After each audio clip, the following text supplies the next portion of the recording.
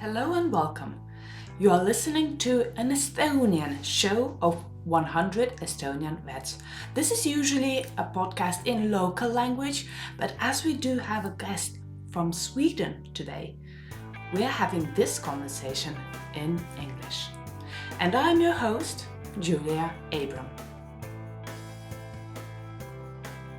Today we will talk about raw feeding, and rather how vets in Estonia usually feel a little bit skeptical about that. And because I am a curious person and also into nutrition, it was an interesting challenge to accept. Today we will talk about how vets feel and issue some statements that raw feeders have heard from vets. And also, is there any truth to that? Until this day, there is no science proving of raw feeding being more useful or more beneficial to the health of a pet than regular good quality kibble. But still, there are people who are very skeptical about that and very into raw. Today, we will talk to a veterinarian from Sweden who is pro-raw, and he will share with us his story of how he became pro-raw. And also we'll tackle some of those statements that have been shared from vets and see if there is any science or any truth behind that. Today's guest is veterinarian Wiktor Sandecki.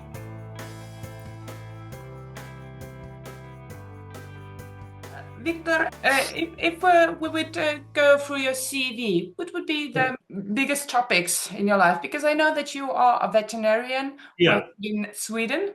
Yeah. For approximately 13 years, I imagine. Was it 13? No. 13, no? Yeah, 13, something like that. I mean, I took my degree. I entered the veterinary high school in Budapest, actually, in I think it was 2003. Yeah, and I studied there for about 2.5 or 3 years. Then I continued my education in the Veterinary College of Copenhagen. So very nice experience, both of them. And after that, I think I graduated, 2010. You're right. Oh God, time flies. Yeah, I might have checked on LinkedIn. Yeah, okay. You don't have much up there, but I was like 13 and a half years because I was trying to calculate. That's really cool. Yeah, and then what the hell did I do? Yeah, you did I know what you did. Yeah, I went to Thailand. Acupuncture. Yeah, that too. That came a bit later, but actually I went to Thailand and I worked there with stray dogs for a while. Thought it was a good experience, and it was, but also terrible. I mean, what you see there, it reminds you of how spoiled you are here in certain cultures, and what you see there with the stray dogs. I was working helping a foundation that collects stray dogs from the street, and they spay them and then they let them back out, because the best way to control this population of stray dogs is castration, sterilization. But of course, also people showed up with dogs who were badly injured, hit by cars. They were chopped by machetes to pull acid on their faces. Sure. It's you cannot understand it. I mean, and the suffering and the mange, the parasites and the paralyzation. Some were hit with cars or accidents, so half the body was paralyzed. They were dragging their hind legs. And it's also a Buddhist culture, so euthanasia is never to speak about, no matter how much the animals suffer, the way I remember it. And it really put me in place. It really came as a shock. I thought it would be a nice place to learn how to do some castration and put some ticks out of the fur of some pets and feed them and so on. But God, it was quite something. So it was a bit difficult to come back at times after that and face the problems that we have here necessarily, that are not always acute, so to speak. Can I ask you, how did that experience change you? It's I have some. It was difficult to take some things seriously, like other patients, right, with a small itch. For instance, in Thailand, you see dogs that are so hyperkeratinized by strong itching and their blood everywhere, and they truly suffer from mange or something. And then maybe you're faced with a problem here in Sweden where there is a dog who itches a little bit on the neck between 2 and 2:30 at night, and the owner is worried. And there might be a problem. I'm not saying anything, but the contrast that you see is like you became so desensitized in a way from smaller. It's not nice to say smaller problems; they're all serious. But I think I know what I mean. I have some friends in the human medicine, doctors who worked, or they know nurses who worked abroad in Africa and so on. And it's very hard for them to come back and work in a normal sort of doctor's appointment place where people come with a small little cough and they come from a place where children are dying. It's a different world. So it's that's how it sort of changed me that way. But you'll get back to normal after a while, but it was a very good experience, and it really put me down to the ground. And as I remember it, after that, I was working in a clinic in Copenhagen, and they also specialized in fresh food for dogs, because by that time I had developed an interest in this sort of feeding for dogs, and it sort of got strengthened while I was there. I can tell you more about it later if you like. And I think a year after that, I went to Birmingham to study acupuncture under the veterinary Association of Veterinary Acupuncture, IVAS, I think it's called, International Veterinary Acupuncture Society. And that was a very nice experience. And you met friends from, of course, England, but also France and Holland and Belgium. So it was quite an international class, and America. And we had a teacher who had a horse vet from America, a doctor from the British Navy, and a holistic vet from Holland who was very familiar with Chinese medical philosophy. So we quite sort of have three aspects of teaching acupuncture, and nobody know who was right. It was just different theories of explaining the sort of effect. So that was quite good. And after that, I worked a bit just as a clinician, with driving around, working with acupuncture and small things like vaccinations. And also the problem that I faced at that particular time, I had a connection with, I found they were diet related. The experience I had before found that, it made much more sense for me to work proactive rather than reactive in many diseases. And for me, that was to emphasize the importance of fresh whole foods for dogs. So I actually, because I had a very good experience with that prior with my own dog during vet school. Now my story is really jumpy from left to right here. No, that's okay, because I enjoy that you are adding the reasons why. Because Yeah, what was the journey? It actually started, if we may jump back to my vet school days in Copenhagen, where the family dog, a German Shepherd, she was 9 years old at the time, and she was, I wouldn't say obese, but overweight, definitely. She was a big German Shepherd. Someone called her a South African Shepherd, whatever that means, or African German Shepherd. But she was large in size, but she weighed like 43 kilos. That's a donkey. Big girl, yeah. But she was definitely overweight, but not obese. But we tried her with, these diet foods and all that, calorie restriction, but, she kept her weight where it was. And after a while, during this vet school, she also developed problems with her hips, right? And she couldn't get, she didn't want to jump up in the car or down out of the car, go up and down the stairs. And, when you have a 9-year-old German Shepherd, slightly overweight, getting trouble with the hips, it's sort of, you realize you're watching, the beginning of the end. And, it's your soulmates, and you've been around together for so long, you had all these adventures, and it makes you really sad. And you become desperate, and you find, a way to ease the pain with different pain medication, but that also affected her, mood and stomach and all that. So it's just, but what are you going to do, right? But I did at that time remember a documentary I saw, and I was still in vet school at this time, and had maybe 2 years left or something. But I remember a documentary I saw on Swedish television maybe 10 or 15 years earlier than that, about a Danish veterinarian, and he was considered to be sort of a unique individual.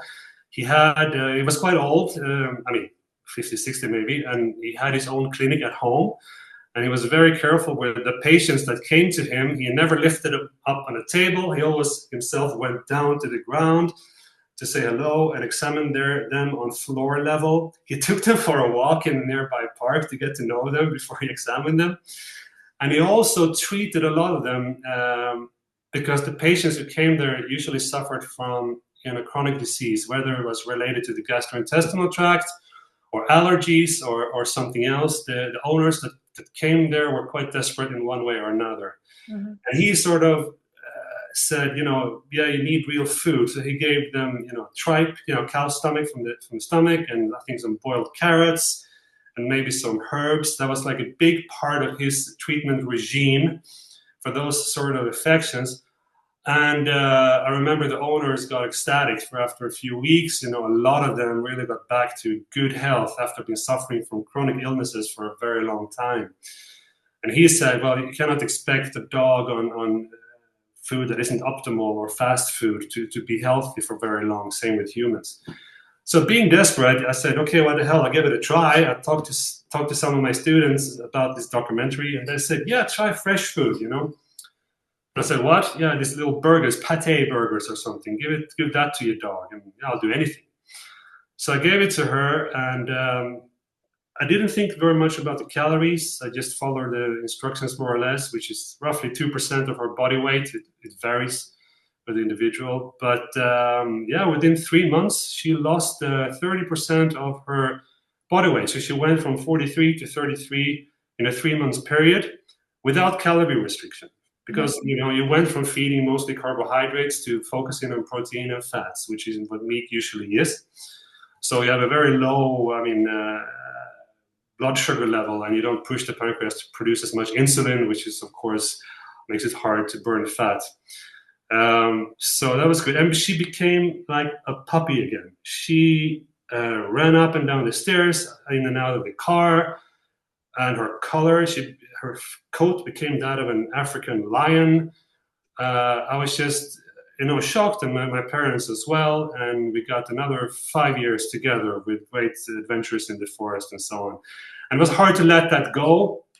So I spoke to my teachers about it in vet school, and they was, yeah, okay, but they weren't that interested in it. But it was when we went to Thailand to work as well, that when we had lunch ourselves, we usually had this wonderful food made in some sort of a street kitchen. There's some old Thai lady was cooking these fantastic stews from the local produce of chicken or whatever. You're not quite sure what was in it, but it was good anyway and very fresh. And chicken was, of course, a very common ingredient in this food, including the bones. Right, so you eat the stew and there's a chicken bone with meat on it. You eat the meat and then you leave the bone next to you on the table. That's what I did. But the Thai vets, they were like, they threw it onto the dogs, and I was like, no, in slow motion, yeah. Oh, like no, you don't feed cooked chicken legs to dogs. The dogs were like eating it up, obviously. And I said, God, these guys got to be up all night doing surgery. But nothing actually happened during those 3 months, which really shocked me. Maybe I was very lucky, or maybe it isn't as dangerous as I originally thought. I don't know. I wouldn't do it myself today, but it was still a very interesting experience, although it scared the hell out of me. Mm-hmm. But see that it's a cultural thing as well. So, but it pushed me aside a little bit from what I learned from school, both in school, both in regard to my own experience with my own dog and what I saw other vets do in other countries. It rocked the boat a little bit. I couldn't put the finger on it, but it's sort of, you get interested. Everybody gets interested in something. You just realize something and you what's that? And you start digging. And then this clinic in Denmark that I work with, they work with biologists to put together some sort of diet to dogs with chronic diseases, mostly in gastrointestinal related or allergies of one way or another. Basically working similar to this Danish vet that I talked to you about that I saw. And I spoke to the owners, and they were also ecstatic about the results. Of course, this is anecdotes still, but it's hard to ignore. You know, when you hear hundreds of anecdotes after a year, it's a hypothesis. You know, it's not an anecdote anymore, and it requires some sort of investigation. And also, when I did acupuncture in Birmingham, I spoke to my colleagues from Belgium and Holland, and I talked to them about my experience. I said, "What do you know about this stuff? Have you heard it?" It was quite common for them. I mean, vets in Germany and England and so on, it's not feeding fresh food, fresh meat to a dog. It's not that strange, and it's some even teach it in school more or less, you know, as an option for certain cases. So it's not as strange or uncomfortable as it was in Sweden, like in my culture over here for my colleagues or in my vet school. I didn't study in Sweden, I actually studied in Copenhagen, but you get my point. And even I think in Germany, they have, on the veterinary clinics, they have refrigerators or freezer where they sell raw bones and so on. So I think much of it could be from a cultural aspect. And by that time, I've gathered so much experience myself, so I just thought I'd dedicate my life to this. And here I am today. And usually I send my colleagues or my patients sort of to the supermarket to get some meat one way or another and try and get the dogs to eat that. And then after a while, I contacted I asked my colleagues if there were anywhere that produced fresh food, like in packaged form, that I could hand out to my clients. They put me together with a factory that produces this, and I talked to the people. They were good, very serious people, and then I took it into my own practice, and then I registered it in the Ministry of Agriculture in Sweden, and it became a brand called Healthy Dog Food. So more or less, that's what I've been working with for the last 7 years or 10 years or so. And sometimes in the summer, I step in to work, for a clinic to have some night shift and so on to take over the shift from someone who's having vacation. So I think that's it. I think. Thank you. What an interesting and with a lot of variants story. Yeah, I mean that's Amazing. the last thing I would imagine to be working with when I was in vet school. Because I mean, the reason I became a vet is I was dreaming of driving around in a Land Rover on the fields in Wales, driving off to some farmer somewhere, helping some cow with something in before lunch, and in the afternoon helping a dog with something, having an independent work out in nature. That's what drove me to the profession. And I wasn't actually very interested in nutrition during school either. It wasn't the most exciting subject. There are so many of them, right? And you don't love every one of them as much. But here I am. So I'm quite happy about that because, like we talked with you before, there is a lot of myths and fads going around nutrition overall, and it's very complicated to find the right way because there is so much information, and information comes from very different kind of sources, and those sources sometimes are very good sources and sometimes they are not. So my biggest problem is rather there's a lot of misunderstanding in both sides, because if I'm more or less representing good quality kibble, then you are more fresh, and we will just tangle on some interesting topics that have been problematic topic here in Estonia about and how we can help vets to understand different feeding styles. Because on my side, I have been working with Estonian clinics for approximately 15 years. Yeah. And I see that there are not too many vets interested in nutrition in general. No. Because there is always something more interesting, like itchy skin or gastrointestinal problems, or some really love to go in there and dig and sew and thank God for that. Yes, and everyone loves different stuff, because I could not imagine myself working in ER, because this is different kind of sadomaso. Yeah. But there are people, and thank God for that. So, and we here are in nutrition.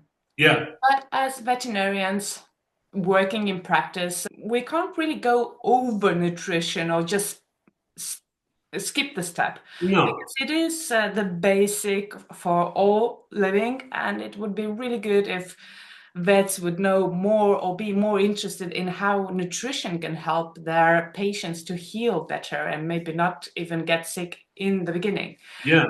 Let's try to understand first, what is a good raw food in your mind? It's good raw food. Good fresh food consists of minimally processed animal tissues. So, in my opinion, that would be would consist of muscle meat and some organ meat and maybe some cartilage or crushed bones. Because the point that you want to establish is that you want to gather the spectrum of nutrients in the food that you eat. So within the meat, you actually have quite a lot in terms of high quality proteins and fats, and also vitamins and minerals. Some vitamins and some minerals are not present enough in pure muscle meat. So if you were only to feed pure muscle meat to a dog, probably Or a wouldn't, cat. or a cat, probably Or- wouldn't do. Yeah, to anyone, probably wouldn't do too much good in the long run. You're missing maybe out on calcium and so on. How much you're missing out, it's hard to say, because when you feed meat, I mean, I took an example. This is an example of good fresh food, right? It's a piece of meat, more or less. So when you feed this sort of food, the nutrients in it are extremely bioavailable. There's nothing to stop the body from absorbing them properly. So that's very important. I think, in my opinion, the nutrients should come from the food that you eat. It shouldn't be added afterwards unless necessary. So it's very simple. If you're a cat, you should have a prey animal, in my opinion, like a mouse or something like that. And essentially the same with a canine. They're built roughly the same way. They consist mostly of protein and fat, and so does their food. And they consist of the same minerals and nutrients as their prey animal does. So it becomes a very efficient shift. It's not that when you're a bovine, like a cow or horse, you're eating something that looks very different from yourself. You have to transform it properly. When you eat the grass, you have to transform it through a lot of reactions to protein and fat. But cow is used to that. It can do that. That's how they're built. Yes. That's how they're built. And cats and dogs are built to consume animal tissue, and they have a short gastrointestinal tract that is a testament for easy digestible food. And meat is extremely easy to digest. Everything gets absorbed more or less, and there's essentially nothing left once it reaches the other end. So I mean, I don't know if my answer was clear. To simplify, I mean, say the ideal would be that you sort of try to mimic the prey animal. So you have a certain amount of muscle meat, and then you have a certain amount of organ meat, and then you have a certain amount of cartilage, or real bone, if you like, crushed or in pieces, big enough. That would be, in my opinion, optimal. Some choose to give vegetables on the side.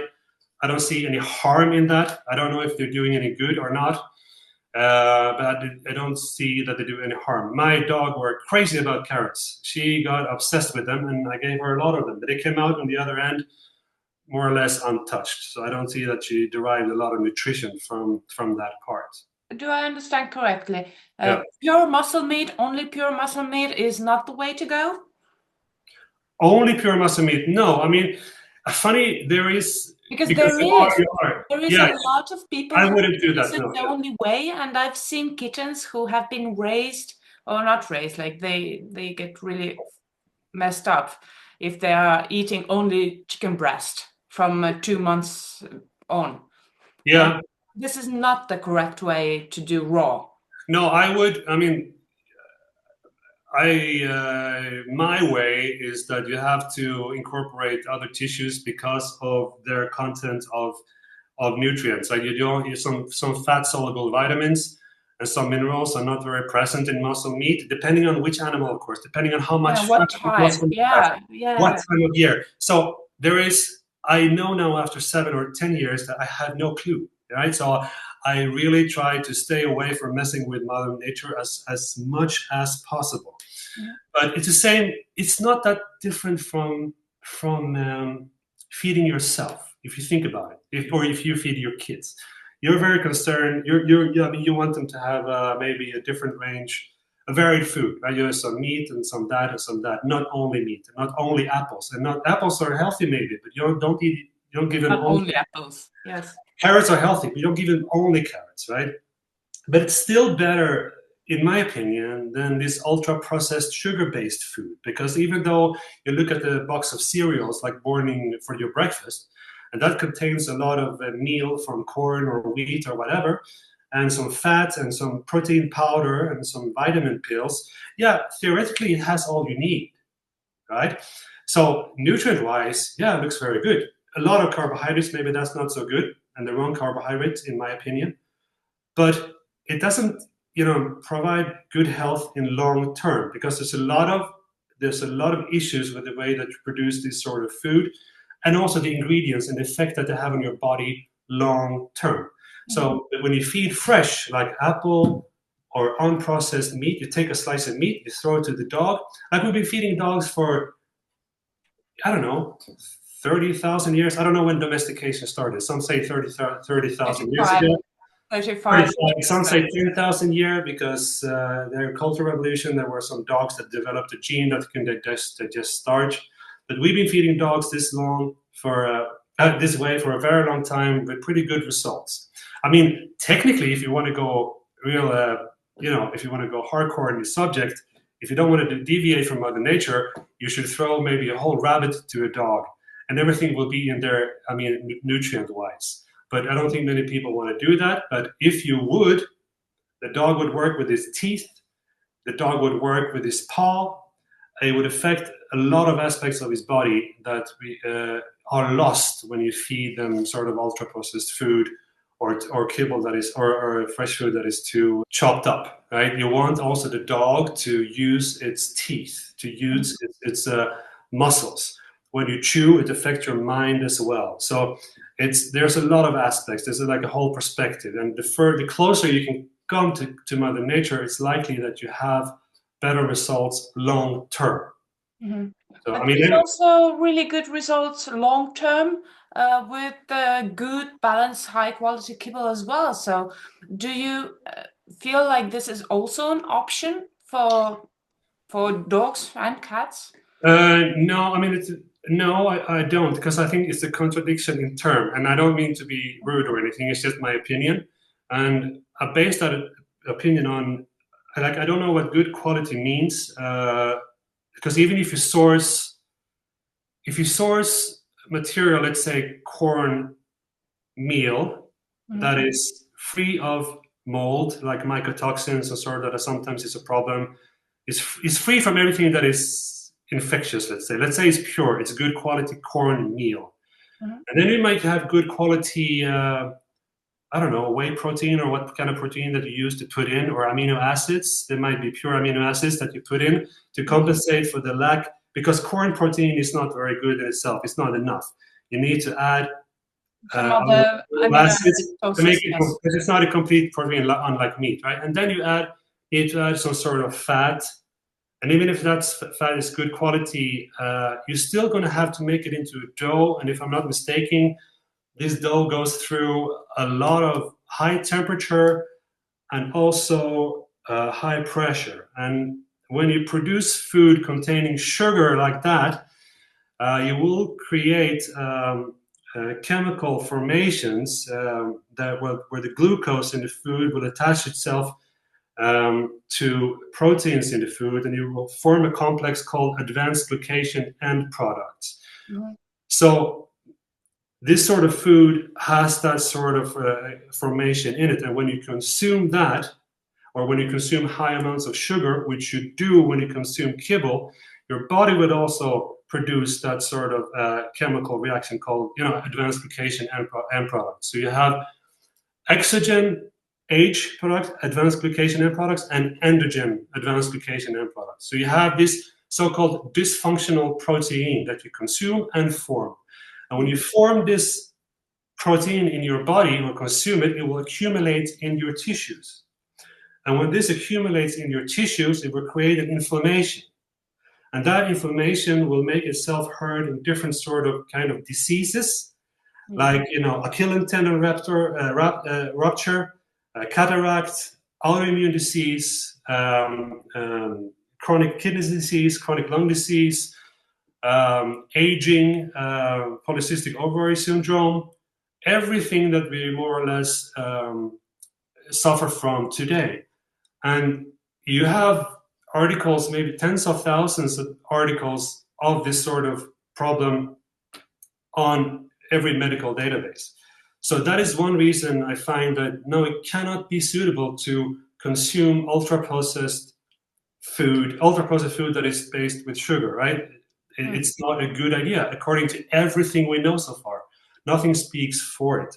Therefore, I don't really know what good quality in this aspect really means. I try to stay away from things that potentially does harm, and that we have a lot of issues that does harm. When you have that problem with farm animals as well. And actually, I read an article recently in a medical newspaper for human doctors. They were saying that the way we eat today causes the diseases, and they mentioned this. And they also said that the way we feed our farm animals have changed. So now they started to talk about farm animals, and they say usually a pig used to eat, roots from the ground, yeah? Or bovines eat grass from the field. Yeah. But today it's important. We want to make them grow faster, so we feed them a lot of starch-rich food, right? Like corn or molasses or wheat or whatever, to make them grow fast, so we can make food out of them. If they would have been allowed to live long enough, they would also have developed this sort of disease. So, because the problem is, the reason that we feed, corn or wheat or rice or whatever to ourselves and to our dogs and to our cattle is because of the agricultural revolution 10,000 years ago. Mm-hmm. And actually, according to the literature that we ourselves read, the agricultural revolution was sort of a double-edged sword. On one hand, it produced, we could settle in one place, grow our food, and we can develop trading and culture and inventions and civilizations. Half an hour from now, I'll be a wiser person because I've been talking to you, right? And the reason I talk to you is because of the agricultural revolution, more or less. So it brings a lot of positive stuff. That's the good part. Mm-hmm. The bad part is that the food that we learn to eat is actually quite bad for us. So we went from food that consists of animal meats, like protein and fat, to live mainly on starch. And I can read to you, if you like, what the literature said about the agricultural revolution.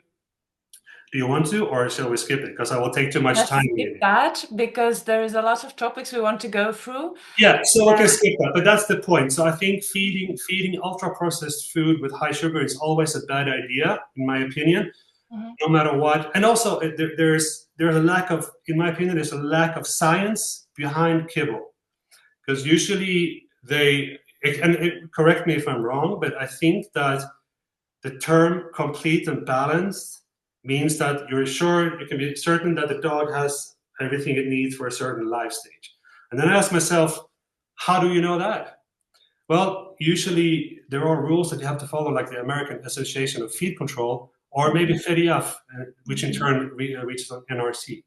So what are the feeding trials for American Association of Feed Control? Well, you have 6 out of 8 dogs should pass a feeding trial without any signs of clinical disease after 6 months, and without losing more than 15% of the body weight. Yeah, I agree with you there. The That's for AFA they're quite soft, yes. What is the control group? Who picked these 8 dogs and only 6 has to survive? Before, you could actually pick 1,000 dogs and 6 has to survive, and that would be fine. To me, I'm not satisfied with that. To me, that's not. Because thank God we are not living in America, we are living in Europe, and here the norms and they are a little bit different. I hear you, I understand you, but I am also a little bit worried about the sustainability of food we have available, because like you said, after the agriculture reforms and everything, there were more people surviving the medicine is getting better. There are more people, more mouths to feed. It means that we need more protein, less, let's say, sugar, like you say. Yeah. And I'm afraid that we do not have enough proteins for feeding even people. Yeah, I don't know. I mean, yeah, maybe you're right. It's a different topic, but I mean, today here in Sweden, you slaughter an animal, you use 50%. When I was in Thailand and I went to a market to get some food, I saw half a jaw of a calf for sale. Right? So Yes. you make stew out of it. You use everything. Yes, we Here in are we Sweden, are not used to use everything now here. oh, very good. Yeah, that's perfect. But It's because that's a different humans, question. You have sustainability on one hand, and that's a topic, and then you have a physiological need. It's another topic, right? So I mean, but I where understand. should we balance it out? Because if we probably do not have enough time, enough grass, enough pigs to feed, because people want to eat more muscle meat. Yes, Yeah, and they do not. Okay, we Estonians and probably Swedes also have black puddings for Christmas. That's it. It's yeah, not a summer food, and I'm concerned about that we do not have enough food. And then again, if we would use muscle meat, good quality muscle meat, and maybe some byproducts as well, but not everything, they would be either burned or buried, and that's also not good for the planet or sustainability. So I'm wondering, could we still find a middle ground where dogs and cats get enough protein, but not over the needs? And the yeah. I needs mean, you also mentioned, they come from NRC, IFECO, which IFECO is probably a little bit softer, and there is ADF in yeah, Europe. FEDIAF depends on National Research Council from 2006. That's who they're Yeah, referring to. but they're updating every year their Yeah, suggestions. maybe, but I don't know. I have it here. I really like the National Research Council. I mean, I like their publications. I have it over there on the shelf. I'm not going to go get it, maybe, but Yeah, it's a big book. it's a very big book. It's not so easy to read. But what I found is that they're very, at the end of the book, they have these tables, right? Calcium, minimum, maximum, or minimum, we don't know, right? There's a lot of things you don't know. I Yeah. mean, there's a lot of empty fields in there, a lot of them. And some of these minerals, it's like, yeah, we don't know, but a hamster needs that much, so let's do that for a dog as well. What the Not calcium? like that. No, it is. I mean, I read about calcium recently, and it's like, yeah, Holland 2006 did this experiments with 5 dogs. Some of them absorbed 80%, some of them absorbed 20%. Holland 1956 studied 4 German Shepherd. 2 of them absorbed 73%, 4 of them 42%. Conclusion: we have no idea. Deciding the optimal calcium level of dogs are impossible because it's not just what you feed the dog; it's also about absorption, right? Mhm. So when you And bioavailability as and well. bioavailability, which is so if you feed like a certain amount of calcium to one dog who eats meat, he will absorb more than someone who eats starch-rich corn diet, not corn, because of the phytate, right? There are some things that absorb that stops absorption of certain nutrients, and when you add minerals and so on, you can also disrupt the absorption. And then there's the gastrointestinal microbiome. It's a real mess, everything, right? So don't touch it. Is my is my best advice. But to your question, do you need all that meat? No, I mean actually, I think I'm not sure, but if kibble wasn't around and veterinarians were taught to feed meat and potatoes to dogs, maybe I wouldn't feel necessary to do what I do today because I don't think that boiled potatoes is a huge problem. And it's also very individual. I mean, I had this Rottweiler a few years ago. It became very thin. Some dogs become very thin with only meat, which sometimes is a good thing, some not. Because when you only eat meat, more or less, or like animal products, let's say, you have basically zero insulin level in your blood. Not zero, because also You will protein. have some insulin. You Yes. have some insulin, but not as much as when you feed 50% kibble, right? So you have minimal amount of glucose in your blood for sure. So you don't need to produce as much insulin. Insulin, of course, as you know, blocks fatty acids from leaving fatty cells. So dogs lose a lot of weight. They get a really narrow waist and a strong chest when they eat meat. But And with people this, have fat as well, and I've seen some fat, raw fat dogs as well, which yeah, was maybe, a surprise for me, but even sure, bigger but surprise for the owner. it's certainly, it's definitely, but it's certainly not the norm. If you Mm. stop eating sugar, you're gonna lose weight and a lot, because the body is allowed to burn the fat in the fat reserves. They're not allowed to do that when you have insulin levels going up. Mhm. But she was, I didn't see the dog, but the owner was very worried, and I said, okay, but give her some potatoes, raise the insulin level a little bit, but do it carefully, have some boiled potatoes. And this is just, I'm shooting from the hip, I have no idea, but I said maybe that, and she did, and she was very happy with the result. Maybe the dog was fine and she thought it was so thin, because usually dogs, like people today, are usually fat. 40 years ago, before this food pyramid, everybody was thin and healthy.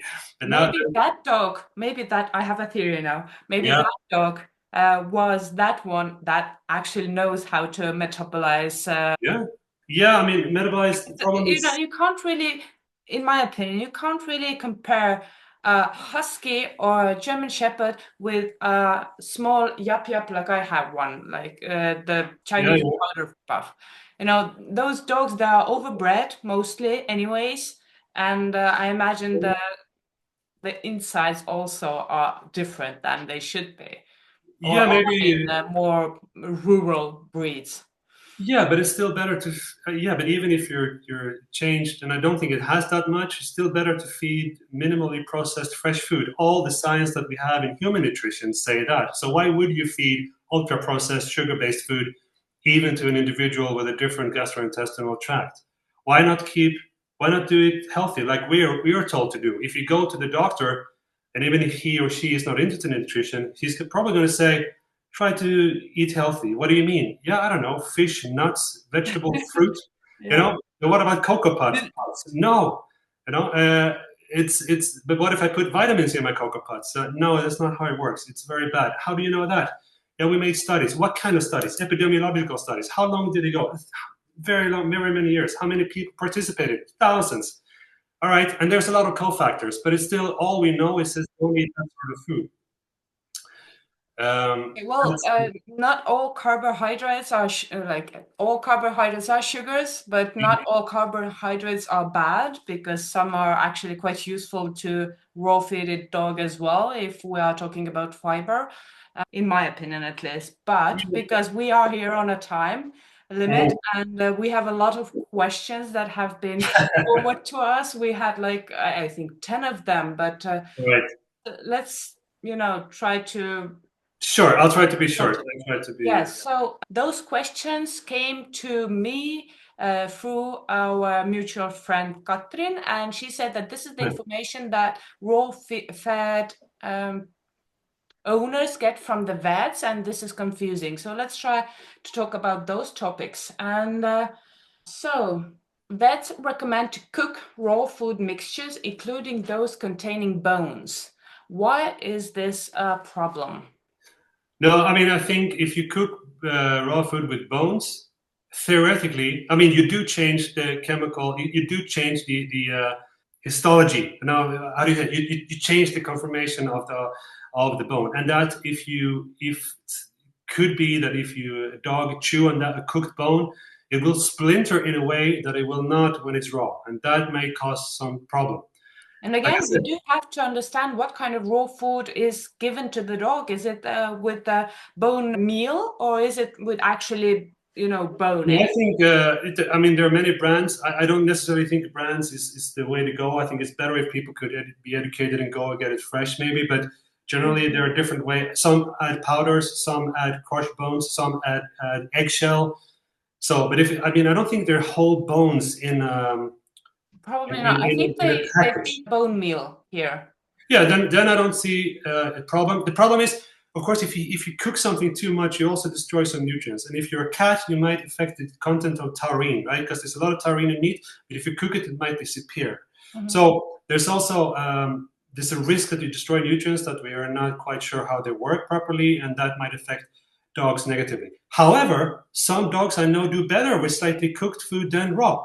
It's Yeah. an individual. It's an individual. You have to dogs, as you very well know, they're not machines. They're like, you have to adapt to what's in front of you and what's actually going on when you treat it. or give it some sort of food. So if it doesn't work, it doesn't work, right? You can aim to something, but you have to adapt to the individual.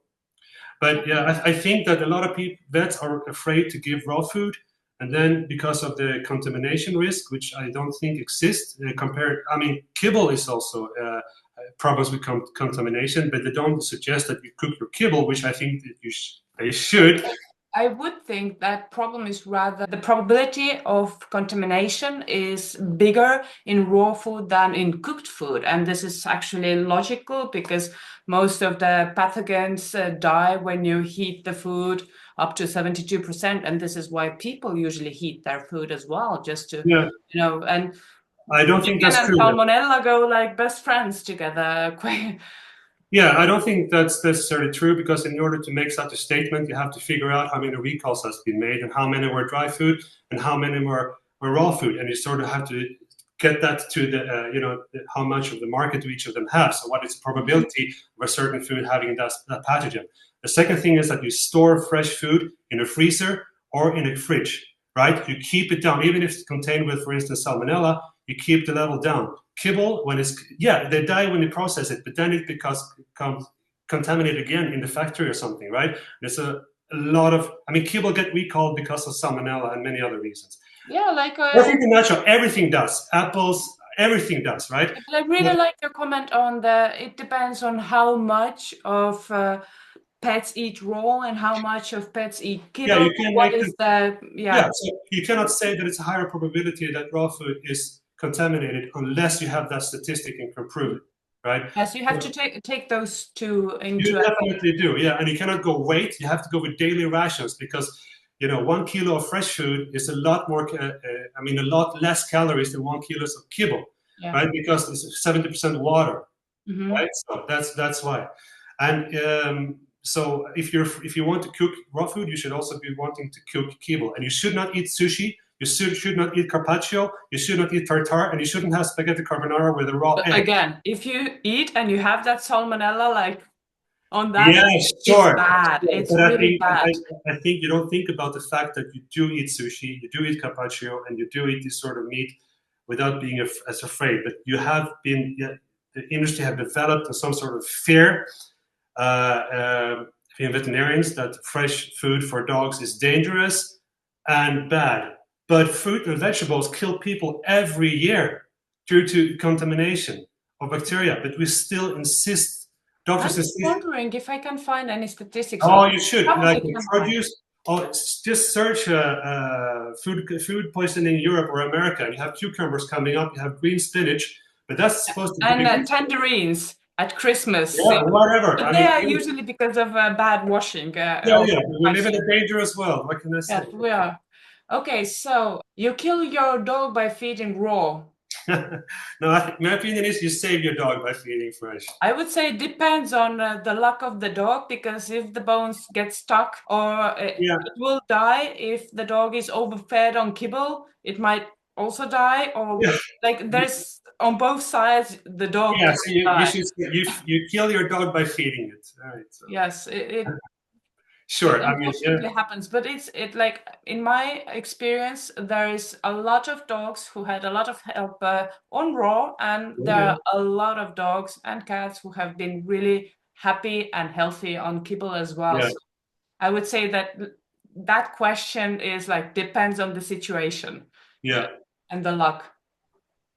So cats and dogs must not eat raw liver because they get an overdose of vitamin A. And with that, actually, it depends again, because this is just one statement without any, meat around it. Yes, it can kill if you feed only liver, but how much is... Yeah, how much is that? I mean, maybe you shouldn't eat liver from a polar bear. They're quite heavy on vitamin A, but the studies I read said, for at some time there was a claim that this level of vitamin A was maximum, but then other studies came out and said, no, it's not.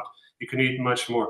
The dose is in the poison. If you say a dog can have too much vitamin A, a dog can have too much of water, too much of oxygen, too much of other life-sustaining stuff.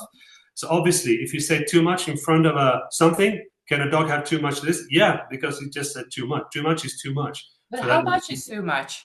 I mean, I think that Yeah, Do you good have, question. I mean, you know, how much? like How one much? liver a day or? Right. Yeah, no, I think that liver, maybe a certain intestine should make up 3-4% of the weekly or monthly or daily consumption of liver, right? Why do I say that? It's because of that is that is because the weight of the liver in relation to the rest of the body weight in a prey animal. That's the best I've read so far that conclude. Nothing has drawn me from that hypothesis so far, and I looked for it. Yeah. Okay. If you don't have liver, you can still feed a vitamin pill. So this only muscle meat with some multivitamin and multimineral is still an option if you cannot access the other stuff. Mm-hmm. I did a look for some numbers as well, and it's too detailed for this conversation. But I remember a training where there was talk about cats and liver, and as vitamin A is accumulative, it means it stays in the body for a period Kind of of fatty time. tissues. And if you like eat more and more, vitamin A from the liver can accumulate, and it may be toxic at some point. And in that training, the really nice dosage was set. It was like 3 grams of liver per week was enough for a Yeah. 3 kilo cat. I don't know. Yeah. I just remember that from top of my head. I don't remember the liver type or anything. Yeah. No, I'm not a exactly. polar bear, but Yeah. how do you comment on that? No, I mean, I would like to see the background on it, and I think that too much. I mean, I think around 3% of your consumption would be good because are we going to be worried with cats walking outside that they kill too many mice and eat too many mice? I mean, too much liver? I don't think so. Usually, the intestines is the first thing they go for. Maybe not cats, but dogs do. So I don't know. There's certainly a limit. There's limit in everything: protein, fat. I mean, you can name it, water.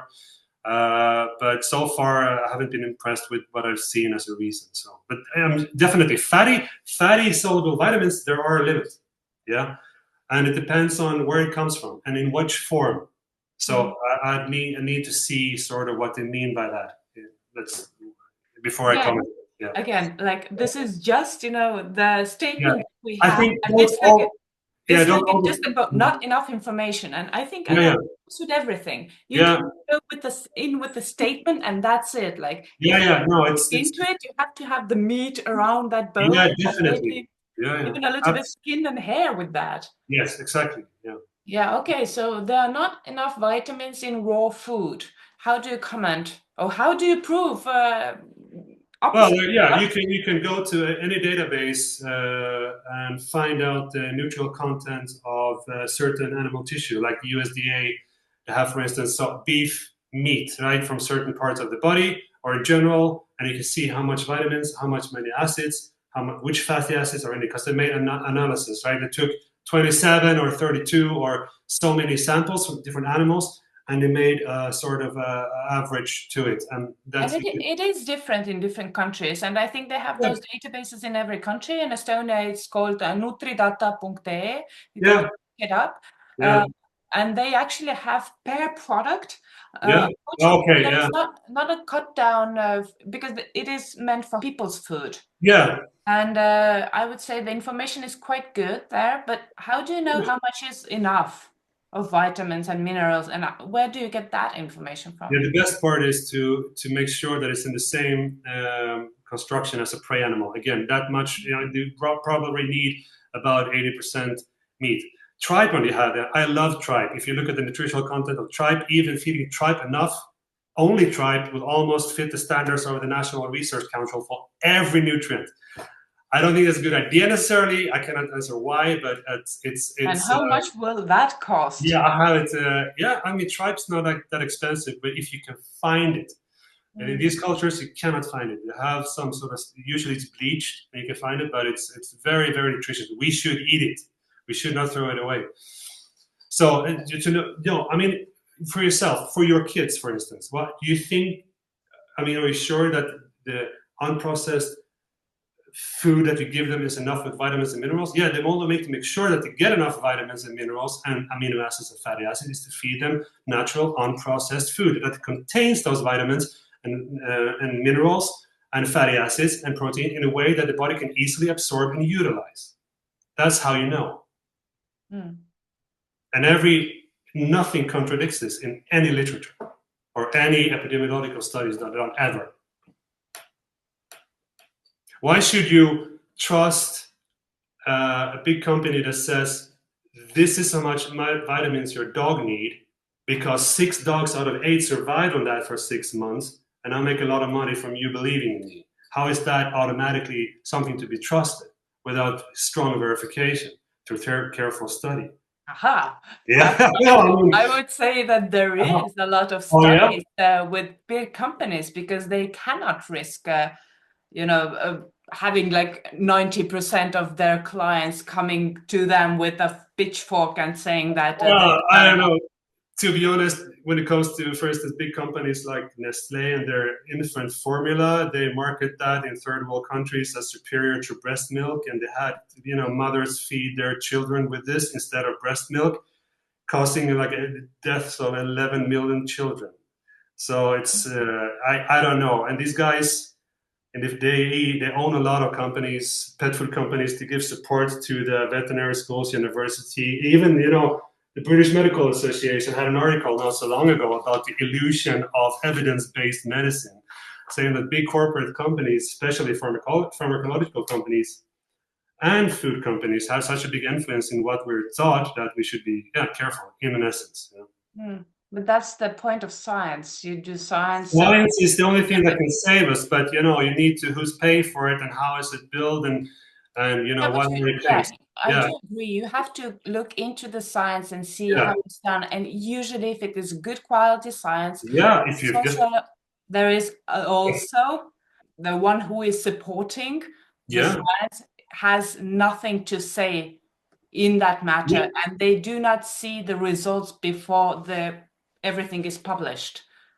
No, of course not. But they still have a financial. No, it's not wrong in itself. And as long as you follow like a double-blind, placebo-controlled study, fine, absolutely, peer-reviewed afterwards by expert, and then published.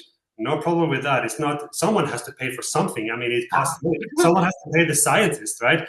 But the studies I've been presented with so far that are the basis for feeding, for instance, kibble or other ultra-processed food, has not been very impressed, and they contradict vastly with studies from every other animal, including humans. So, so far, no, I'm not impressed. I'll be happy to receive some, though, if you find it. But then again, I'm thinking regarding science and who's supporting the science. If we are talking about nutrition, so who is the one who should pay for the science? Is it, I don't know, the government is a good idea if they want to keep a healthy population. Government cannot even keep their roads That's true. good, it's... Oh, you're right. No, but here, like the universities, sure. But someone who's not have a financial interest in your health. Right? I imagine there will be no one paying for that, because there's no one more... we should be interested in our health. We should be investing in that. Do we do that? No, because it's everything around us, Netflix and foods, they are so tasty, and it's so fucking easy not to do exercise. No, it's not easy. No, it's not easy. But no, it's not easy. But it doesn't change the need, your physiological need. Look, there are people who like to drink a lot of alcohol and smoke and party and not sleep so well, and that's a cost-benefit ratio. So I like it so much, I don't care. So that's fine, but we should do it with informed consent. There are other stuff that I prioritize. They're not healthy for me. I don't care. I love my job. I need to work 20 hours a day. It's not good for me, but I love it so much, I'll do it anyway. But but I don't like the idea that we are told that something is healthy when it's not. Right? Having labels on cigarettes that this is not good for you is a good idea. You're still free to smoke them, right? And having alcohol, too much of it, is not a good idea. But you're still free to do it. But you're told, look, too much is going to do you harm. Good. I'm grown up. I live in a free country. It's my life. I can do what I want. But no doctor is going to tell me alcohol is good. No doctor is going to tell me anymore that cigarettes are good, right? Now we're starting to say that, the food pyramid, actually made in Sweden, sorry for that, wasn't the best idea for long-term health, right? So I like proper information, and I like to be able to make a decision based on the best information I have. And then when that information changes, if it changes, you change the way you live, if you want to. or you do something. I mean, you do what you want, but you should be able, it should be informed consent, right? That's how it is. Okay. The next question is, dogs on raw food should not be treated together with the dogs on dry food in the same premises because they spread deadly infections. Yeah, we I have would that say here. that yes, that might actually happen. Yeah, that's why we have here the children's hospital. You know, kids who eat kids and cocoa pods do not mix with kids who eat vegetables and fruit because there They is a don't risk. shed they don't shed No, bacteria usually that no, way. come on, they all over. They touch the fruit. They touch the fruit. They eat the apple. They eat the carrot. They eat whatever. They touch the handle. They walk to the hospital. They touch the mother who And they touched. wash their hands, which dogs Yeah, do. but no, I think it's another cheap marketing trick. I mean, you walk to the hospital. Okay? Let me answer this question: Victor, dogs that are walking in the park, should they be mixed with people with dogs that eat kibble? I mean, you eat bird poo, right? Feces. They sniff each other's butt. They eat dirt. They eat salmonella. They eat everything outside. You think there's going to be a risk? No, I think it's again, like we know that from hospitals as well, there has been like human hospitals and veterinary hospitals. In human hospitals, there has been cross-contamination where my friend just not so long ago went for a procedure, came back with COVID because there was some COVID positive people. And should we keep those people apart? yeah, Generally, yeah, but if it's you not know that COVID. they are shedding COVID Yeah, by the air. by the air. Yeah, it's a big difference. I mean, or how do you know that kibble dogs are not? There's a potential that kibble dogs also shed all kinds of bacteria if it managed to survive their extremely coarse intestinal system because they walk in the park and they eat whatever they find on the ground. So is that good for them, or shall we stop? Probably We, not. no, we shouldn't walk our dogs then because it's dangerous for them. Mhm. Vets should tell owners not to walk their dogs outside. We should have these treadmills inside. In hospitals, don't the dog who are actually hospitalized, they are already in a worse shape than they were, than they are normally. So they are kind of compromised. And if there is a dog shedding salmonella, and there is Okay, a pregnant lady coming to see her hospitalized dog, it yeah, might be a problem. no, you shouldn't because salmonella is very common in kibble as well. So there is a real problem with kibble and salmonella. You have a lot of recalls, so there's a big chance that the dogs who eat kibble in the hospital have salmonella in them. Right? You don't know if you feed. Right, and also you have to. So no, it makes no logical sense. I'm sorry. It's a double standard in the way of thinking. You cannot be afraid of So there cannot be any harmful bacteria in raw food? Because Of it's course, like there can be harmful bacteria in fresh food for dogs. There can be harmful bacteria in kibble. There can be harmful bacteria in fruits and vegetables. For us, that's how the world is. But kibble is not sterile. of Kibble course is not. no. So and that's so no, it makes no sense logically what this argument said. If you're afraid of bringing some sort of pathogen to the hospital, which you should be, you shouldn't feed kibble either, or fresh food or anything. So it doesn't make sense. With kibble and raw, the question is again about the probability. Yeah, And I feel like it's really hard to discuss those topics yeah, if you do not have this information included as well. yeah. So again, we come here, I think we come here to conclusion that you cannot make any judgment based on just, the bone that you have been given, one statement. You have to look Yeah, through but it. You have to yeah. have the So just as a comparison, if you eat sushi or carpaccio or tartare, should you be separated when you come to a hospital? You think I it's a would good idea say to like introduce there that? is a bigger probability to get a bug from salmonella than from the rice, cooked Yeah, but rice. should you? No, but should you, if you go to the hospital, should we tell the hospitals in our countries to separate people who had, sushi or vegetables or carpaccio or tartare or spaghetti carbonara lately? Should we separate them from other people who did not have that the last 2 weeks? Well, first of all, I think in hospitals they don't give sushi. No, but you eat it before you get there, right? So let's say I'm going to the hospital because something is wrong with me. I broke my arm, right? Should the hospital ask me, did you have sushi or carpaccio or tartare or spaghetti carbonara the last 2 weeks?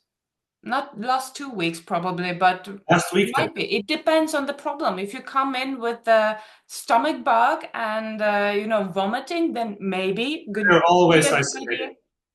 You're Sorry? always, if you come with a dog that throws up and diarrhea, they're always isolated. It Yeah, doesn't they matter. will be hospitalized and they will need food, don't they? So my question, Oh, your question if they should be fed. the question is if the dogs are hospitalized and they Right, are sorry. raw, or the dogs who are on kibble, should they be kept separately? Will you keep dogs different? You will keep the dogs separate anyways. Right. That was the topic of this. Oh, sorry, I misunderstood. My bad. I know that's what you had. Yeah. No, I mean, we have zero. I don't think so. We have zero tolerance of bacteria in pet food, and I'm not quite sure I see the point. If you're worried, if there is such a worry, How should veterinarians then? Well, let's say it's a standard Estonian clinic that is skeptical of raw feeding, and they have a patient who is fed raw. And I think usually in clinics, they offer some food that is brought by the owner or something that they already have in the clinic, usually some kind of a prescribed diet, something. And then the vets are in the situation where they actually cannot give raw because they don't have it. Second of all, they probably do not know how to give it. Third of all, they don't have the right freezers for that because you keep the drugs with the food. There's a lot of complications. Yeah. And we know for a fact that even dogs fed on raw who are exceptionally healthy get into the hospital sometimes. Right. No. I mean, if it was my dog, how can we treat this situation? Yeah, I do. I know what you mean. It would definitely be a problem, especially today. So I think my answer would be, if it was my dog, I wouldn't care. It's like, yeah, feed it kibble, feed it what you have. If they say no, we cannot take it, okay, don't feed it for a few days. With that, it's not gonna do any harm such a short time, in my opinion. It's like with us, it's like what you do over time that matters. Second question is, the second answer of that is that veterinarians in Estonia who are skeptical, I wouldn't start by telling them about raw food necessarily like that. I would ask them to ask themselves, why do I recommend kibble? Where did it come from, really? And go dig a little bit, and that sort of unwinds it. But I doubt that they have the time, because I think they're exceptional in saving the dog who was hit by a car or have other problems, right? We all have our places. So I'm not going to, push that one too hard, so to speak. There are other things in this world than nutrition. And thank God for that, right? And people who know how to do it. But I'd say if they don't want to take raw food in the hospital, so give them the kibble for a while. I mean, it's not optimal for long term. It will probably be a challenge, because some dogs are quite picky also. If they're Okay. If they feel bad and they have been eating raw, they will not probably. Kibble will not be the first choice for them, which is a problem again. Yeah, so then the clinic should install a freezer at the back and receive the food from the owner and write the name on it, and that's it. Okay. So, Wiktor, if there is some listeners who would really want to know more about raw feeding and how to do it like the right way, where should they go, or where could they find the information? I mean, I don't know. No, I mean, usually I try to find the information, or the information I give is based on literature from the zoology and biology. I look a lot of at canines, at the species as a whole, not as subspecies, as dogs. So that's the literature you should look at primarily, and also there are good veterinarians who are older generations, if you can find them, We that are have trained. those. Yeah, exactly. We have a lot of older generation. It's not so hard. I mean, we tend to overdo it sometimes and overcomplicate it. But you get a very long way by just feeding, try to keep it as unprocessed as possible. It's the same as humans. I actually started to look at the NRC recommendations for dogs and compare them to humans, right? To what is the recommendations for us for different nutrients. And so far, I haven't found so many difference. So I think if a mother can feed his child, he can probably feed his dog as well. But I myself haven't found a source that I 100% rely on. They tend to overcomplicate stuff or overdo it. But it's like that in every field, also in human nutrition. So I stay for the only thing I believe most in is whole prey model, so to speak. You said you put together a mouse for a cat or a lamb for a wolf, so to speak. It's to your best of your ability. If you can do that or get close to it, you're going to go a long, long, long way. But what will I say to all the vets who believe in science and science-based information? Yeah, you should say there is no all the science that we have so far speaks for this kind of feeding, right? If you study the species for millions of years of evolution, you find that this is what they ate and this is what they lived on. Now we just took it for the last 200-300 years, or even actually 50 years, you can say, and made some pellets in a bag and say this is scientific.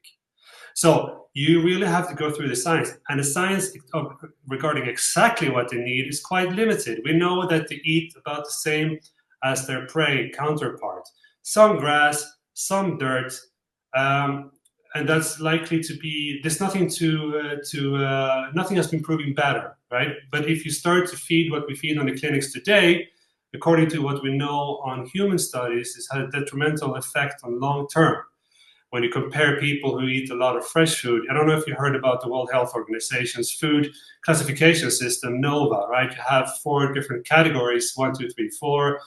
And the people who eat more from the first categories live longer and are more healthy than the one who eats from the last category. And the more you come down to the category, the more processed the food is. So the World Health Organization and all the science tells us to eat as minimally processed and as food as possible. Just go and grab that apple, that piece of meat, and cook it at home, right? If you're a human.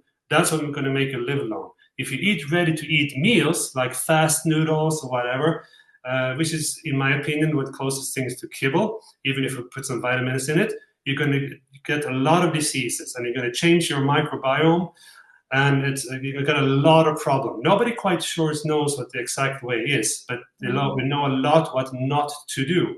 Recently, Applied Microbiology came out with a study that showed that you find a bacteria in the wolf microbiome that can act as a protectant against IBD, inflammatory bowel disease.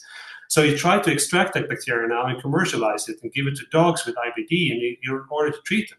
But the reason that the dogs don't have it is our modern way of feeding it. The articles even say. So the article is about commercialization of bacteria. But the funny thing is that these are inherent protective measures that each of us have, dogs especially, and the way we feed them now in our modern days means that we knock those protective measures out of them.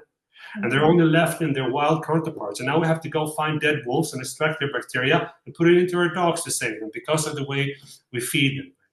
And there's also, this huge study coming out now. Actually, this one is good from Elsevier. Maybe it's backwards.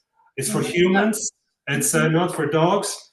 I think they mentioned a cat there in one sentence, but it's regarding low carbohydrate nutritional therapy for different kinds of diseases in humans. And there's a lot of experts in here, and they go through the evolution of man and so on, and also the food pyramids, and also primitive and not modern hunter-gatherers, where you compare different sort of populations and see what the food does for you. That's sort of the most optimal studies that we have regarding this particular field. So feed according to the species, right? A horse has. Let me ask you something, because I've been pondering over that for a really long time, and I just can't. Like, how do we know what did the dogs or wolf ate like 3,000 or 30,000 years ago? Because I know of some studies where they have found like extra old poo And Yeah. when they analyzed that poo, there was not so much meat in there. There was more of a porridge mix and, the other animal fecals or Yeah, so something it like must that. have been after the agricultural revolution and that 10,000 years ago. I don't remember what period that was. And Yeah, because there were no porridge. if we Yeah, are there's talking no. about the dogs nowadays, Yeah. go so much into the forest to hunt for rabbits. They go to the garbage, and No, it's not. Yeah. Well, they they hunt. are really opportunistic. And Yeah. if I think about like 300, 400 years ago in Estonia, like we did not have anything to eat. Right. Like the Yeah. dog got something Yeah, that same left here. of us, and that's it. And of Yeah. course we can argue that the dog went into the woods and No, uh, it didn't. The dog suffered tremendously, I'd say. yes, and Yeah. probably if they even went to the woods to go and hunt for a rabbit or I don't know, pigeon, Yeah, I mean, obviously, depending that on the dog was breed. probably killed because it was hunting on the wrong grounds. And I'm just Yeah. like, how can we say that the dogs have to eat and should eat and have been eating meats only and no veggies, no berries, no nothing else? Yeah, I mean, like the wolf as a species, they're like millions of years old. So is our dog. What you talk about 300-400 years ago is a very good point. But from an evolutionary perspective, it's nothing, right? And it hasn't affected our physiology or anatomy. The way we live as a result of the agricultural revolution or 400 years ago is not good for us. We should also more or less argues the literature, live like hunter-gatherers or eat that kind of food, which is like meat or maybe some wild plants and berries, depending on where you are geographically and which season it is, right? So a wolf, a canine, the species that we're talking about now, yeah, they're all over the world, and what they eat depend on which habitat. Some specialize even on fish, others mostly on caribou, some on wild boar. So yeah, but they cannot survive without meat, right? So that's they need it. So it's definitely what they're built to consume. Do we as people made like a lot of changes in the dogs as well for like Yeah, past definitely. 300, 400 years? Because Yeah, again, for me, the dog 300 years ago is not the dog that we have now. no. I read through a Fox study from a Russian, Oh yeah, Violence and Sussex. this is, yeah, and it's amazing. Oh, it's so That's how, interesting. like, in 10 generations, the wild fox became like a tamed, really nice pet foxy animal. Crazy. And I'm just thinking, like, maybe we have done that in a long period of time with dogs as well. And with that, No, also no question. digestion and everything has changed for them. Yeah, but nothing pointed to the fact that the digestion have changed. So I mean, it hasn't changed for us even. And I like to see proof. I like to say long-term safety studies by feeding refined carbohydrates. Because if you do that to a horse or to a cow, it's going to affect them, with lameness, and they got a lot of trouble from it in the eat too starchy food.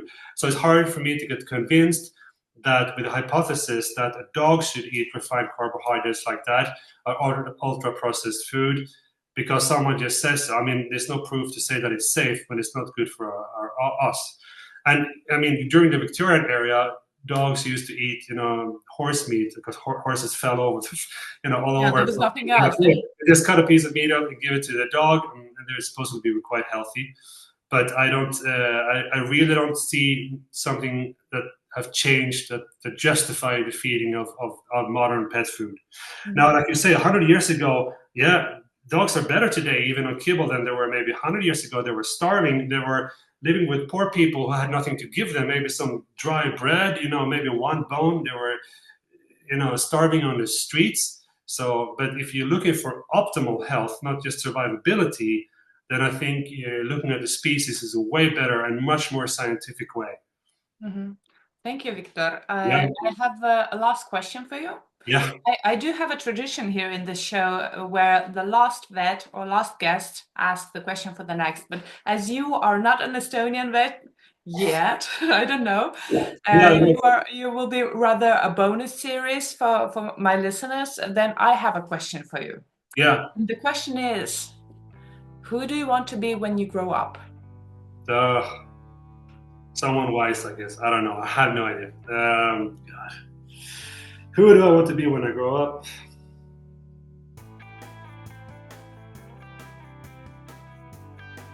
I say Superman. It was lovely to fly around.